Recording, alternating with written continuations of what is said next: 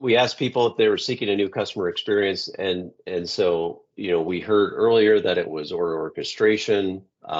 In this particular question, the way it was worded, accurate delivery promising did come up on top, and so kind of which is it?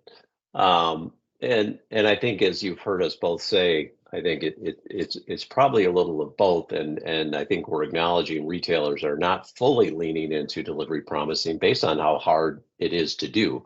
Is you've got to have first you have to have the capability, but then you have to have the execution around making that accurate promise. I think it is interesting that they were also asked about making a faster promise, and they prioritize making an accurate promise over a faster promise.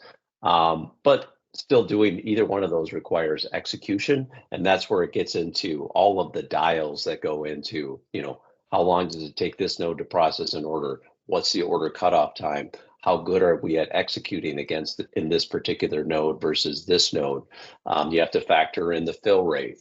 And I think that's where promising's gotten really complex.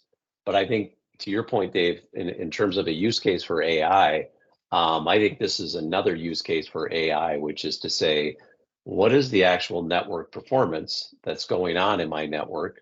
And then based on that network performance, how confident am I, and what promise should I make based on where I think this is going to ship from, the confidence level that it's going to ship from there, and the confidence level with the carrier that's executing it. And I think we are having some conversations with a number of retailers in this area, and there's some huge conversion gains that can be put on the table by just predicting what you're actually already doing and taking credit for what you're actually doing versus actually changing your network to make a faster promise. So I think there's a lot of upside here for retailers to look at as it relates to delivery promising, and not only on the conversion side, but on the maintenance side as well, as we think about these new AI models.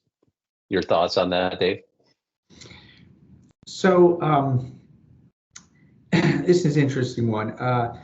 I've never heard my CEO say to me, Dave, great job, we're done, you got us to where we have to go.